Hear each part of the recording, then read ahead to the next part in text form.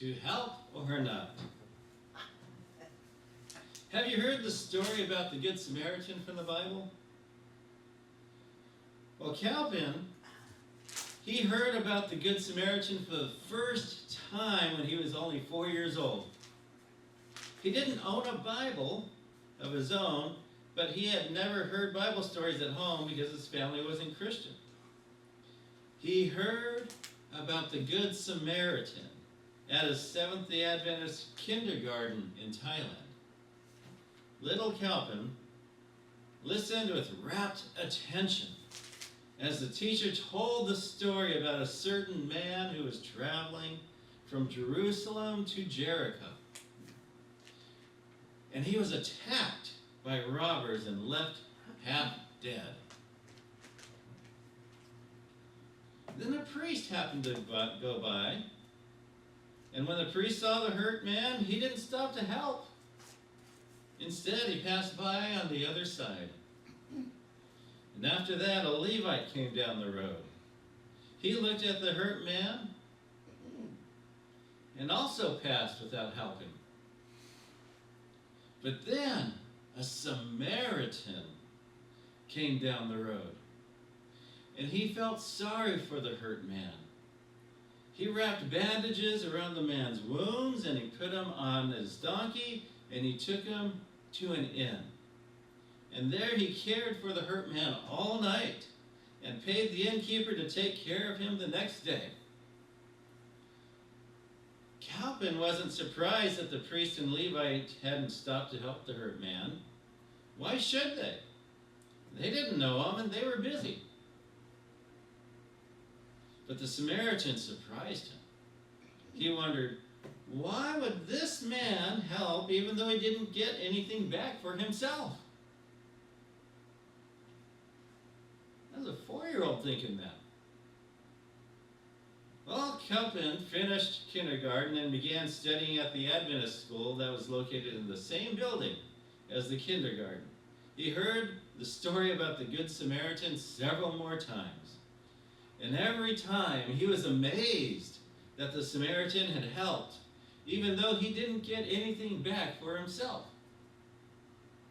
Then one day, when Calvin was 8 years old, he saw a man asking for money at a gas station. Calvin and his dad stopped at the gas station to fill up their car, and then they went inside the gas station store to buy something. As they were coming out, Calvin saw the man sitting outside the door. The man's clothes were torn and dirty. He didn't say anything to Calvin. He was looking at a cardboard box on the ground in front of him.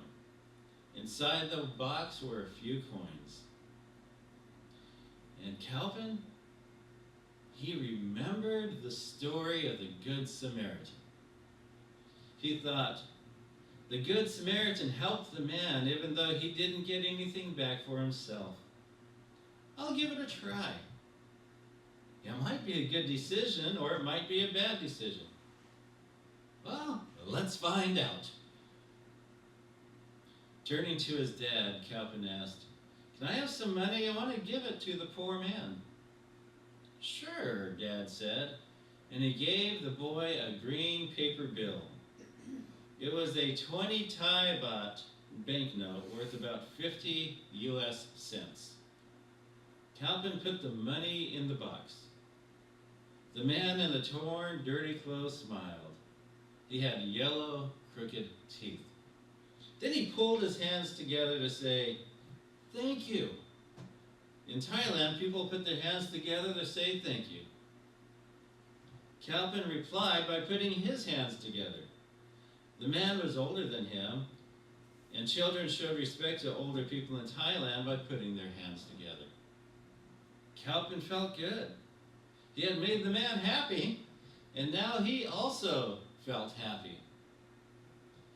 At that moment, he realized that he had made a good decision. In giving money to the man, he hadn't expected anything back in return. But he had gotten something back. He had seen the man's happiness, and the happiness had made him happy. By blessing the man, he had received a blessing back. Today, Calvin is getting ready to graduate from Korat Adventist International School, where he learned about the Good Samaritan. He will always remember the Good Samaritan. He says there are people who need our help. You can help them or not, but it is good to help. So part of the 13th Sabbath offering helped to build the Korat Adventist International School in Thailand several years ago. If you're able to, at the end of this quarter, there will be another 13th Sabbath offering collected, and it's going to help other children in Asia also learn about God and the happiness that comes from helping others.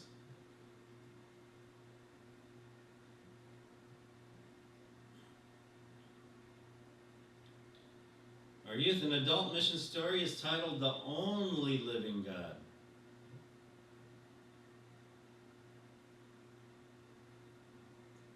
And I'll try not to slaughter this guy's name. His name is Kurachet, if I'm reading it correctly. Kurachet. It says he arrived at a Seventh-day Adventist high school in Thailand with a promise. He told himself, I'll stay in the dorm, but I'll never change my religion. Surachet had been raised in a non-Christian world religion. The majority of Thailand's population belonged to the same religion. He chose the school because it had a dormitory for students who were far from home. And he lived more than 600 miles away in northern Thailand. At the Adventist school, Surachet was fascinated by world civilization class. That was one of the classes I enjoyed in college. In Bible class, he was astonished to hear a prophecy about the rise and fall of major world civilizations in the book of Daniel. He wondered, how do I harmonize this information about world civilization that I'm hearing in these two classes? Around the same time, he noticed headlines in newspapers about the 1967 Six-Day War, which had recently ended with Israel defeating neighboring Arab countries. He wondered how Israel, a small country established in 1948, could defeat larger and much older neighbors. He wondered about the origin of the Jewish people. Is this the same Israel as in the Bible that we are studying in Bible class, he wondered? He searched for more information and found a book about the Jewish people written by a Thai philosopher. The author, who, like Surachet, wasn't a Christian, recorded Israel's history over several thousand years. Surachet thought about his own family religion and wondered, is the God of Israel the true God? Reading the Bible, he learned that the God of Israel had pleaded with his people thousands of years ago not to bow down to images of stone and wood. Surachet's religion bowed down to images of stone and wood. He learned that the Bible taught that the God of Israel was the only living God, not formed by human hands. Jeremiah 10 verse 10 says, "But the Lord is the true God. He is the living God and the everlasting King." Amen. Surachet signed up for Bible lessons from the Voice of Prophecy. At the time, the Voice of Prophecy had a flourishing presence in Thailand after receiving a building in Thailand's capital, Bangkok, with the help of 13th Sabbath offerings several years earlier in 1961. Surachet finished the Bible studies in just a week and decided to give his heart to the true and living God. His father was furious when Surachet asked for permission to be baptized. If you want to be Christian, go to the Christians. You don't have to come back home. Surachet said he would come back if his life didn't improve under the living God. Surachet has no regrets. He went on to earn bachelor's degrees and master's degree in theology and a doctorate in missiology. He had worked as a pastor, communication director for the Adventist Church in Thailand, and regional director for Adventist World Radio. His desire is to teach others about the living God. Today, he is teaching at Asia Pacific International University, whose campus in Thailand was built also with the help of the 13th Sabbath offering in 1988.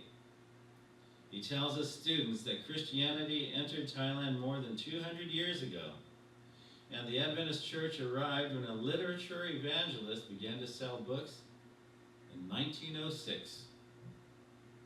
But despite a more than 100-year presence, the church's membership is no more than 16,000 people, or 0.02% of Thailand's population of 71 million people. This is one of the most difficult countries in the world, Sir Chet said.